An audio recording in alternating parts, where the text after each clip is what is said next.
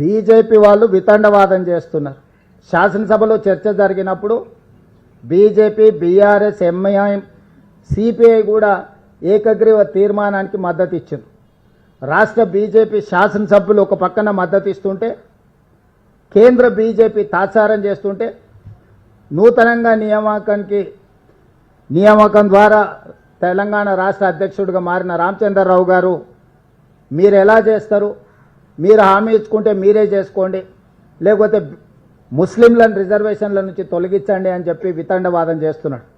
ఇవాళ బీజేపీకి ఒక రాజ్యాంగం, కాంగ్రెస్ పార్టీకి ఇంకొక రాజ్యాంగం లేదు. డాక్టర్ బాబాసాహెబ్ అంబేద్కర్ గారు ఇచ్చిన రాజ్యాంగం దేశ ప్రజలందరికీ ఒక్కటే. ఆ రాజ్యాంగానికి లోబడే ఈరోజు రిజర్వేషన్లు పెంచాలి అని అంటున్నాం.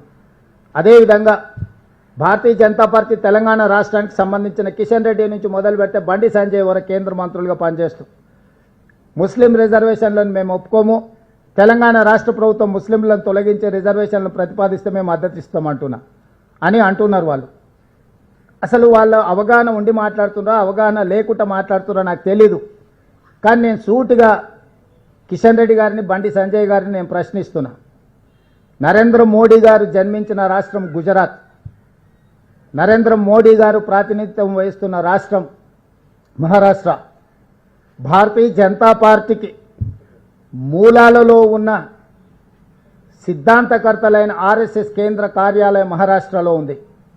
ఈరోజు గుజరాత్లో, ఉత్తరప్రదేశ్లో, మహారాష్ట్రలో 40-50 సంవత్సరాల నుంచి ముస్లిం రిజర్వేషన్లు అమలు జరుగుతున్నాయి.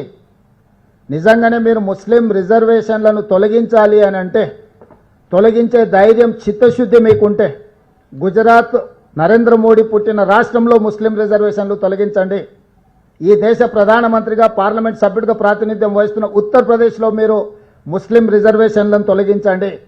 మీ ఆర్ఎస్ఎస్ కేంద్ర కార్యాలయం మహారాష్ట్రలో మీరు ముస్లిం రిజర్వేషన్లను తొలగించి అప్పుడు తెలంగాణ రాష్ట్ర ప్రభుత్వానికి మీరు సూచన చేయండి. మేము 3 రాష్ట్రాలలో రిజర్వేషన్లు తొలగించినాం, తెలంగాణ రాష్ట్రంలో కూడా తొలగించాలని చెప్పి వాళ్ళు మాట్లాడితే అర్థం ఉంటుంది. వితండవాదం చేయడం ద్వారా వాళ్ళు సాధించేదేం లేదు. ఇది ముస్లిం రిజర్వేషన్లను అడ్డుకోవడానికి చేస్తున్న కుట్రగానే మేము భావిస్తున్నాం తప్ప ఇంకొకటి కాదు. నిజంగానే భారతీయ జనతా పార్టీ, అమిత్ షా గారు ఒక మాట చెప్పారు, కొన్ని దశాబ్దాల క్రితం నుంచే మేము ముస్లిం రిజర్వేషన్లు అమలు చేస్తున్నాం గుజరాత్లోని ఒక ఇంటర్వ్యూలో. మరి ముస్లిం రిజర్వేషన్లు అమలు చేస్తున్నాం, భవిష్యత్తులో మేము అమలు చేస్తామని చెప్పిన అమిత్ షా గారిని భారతీయ జనతా పార్టీ నుంచి సస్పెండ్ చేస్తారా?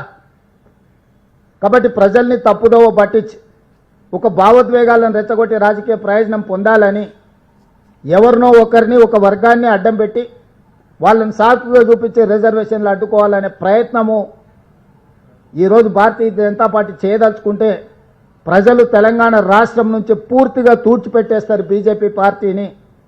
అందుకే ఈరోజు ఇట్లాంటి వితండవాదాలకు తావివ్వకుండా తెలంగాణ రాష్ట్ర ప్రభుత్వం అమలు చేయదలుచుకున్న 42% స్థానిక సంస్థల ఎన్నికల్లో రిజర్వేషన్ల బిల్లును కేంద్ర ప్రభుత్వం తక్షణమే ఆమోదించడం ద్వారా బలహీన వర్గాలకు అండగా నిలబడుతున్నామని వాళ్ళ పట్ల అభిమానాన్ని ప్రకటించుకోవాల్సిన అవసరం ఉంది. కాంగ్రెస్ పార్టీ డిమాండ్ చేస్తుంది.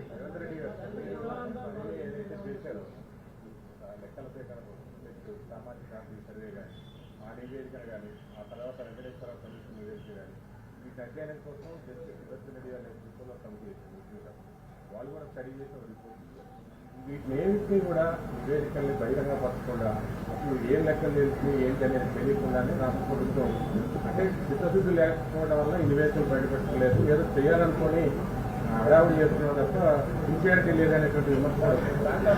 తెలంగాణ రాష్ట్ర ప్రభుత్వం చేసిన సర్వేల మొత్తాన్ని శాసనసభలో ప్రవేశపెట్టి పూర్తి స్థాయిలో చర్చకు అవకాశం ఇచ్చినాము.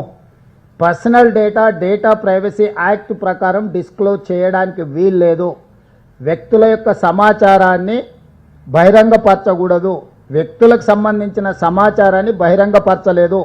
మేము స్పష్టంగా చెప్పినాం. సర్వేల తర్వాత 56.4% బీసీలు ఉన్నారు, 17.45% ఎస్సీలు ఉన్నారు, 10.8% ఎస్టీలు ఉన్నారు, 10.9% ఉన్నత వర్గాలు ఉన్నారు. దాదాపుగా తెలంగాణ రాష్ట్రంలో దాదాపుగా 4% ప్రజలు మాకు ఏ కులం లేదు అని డిక్లేర్ చేసిండ్రు. ఇది ఒక new phenomena. 3.9% they have declared we don't have any caste. They have not declared their caste. This is very new phenomena in Telangana state. So ప్రతి వివరాలను అక్కడ పెట్టినాం, శాసనసభలో చర్చ పెట్టినాం. ఇప్పుడు మేమేమైతే ఇండిపెండెంట్ ఎక్స్పర్ట్స్ అడ్వైజరీ కమిటీ వేసినామో వాళ్ళు 3 రోజుల క్రితం నివేదిక ఇచ్చిండ్రు.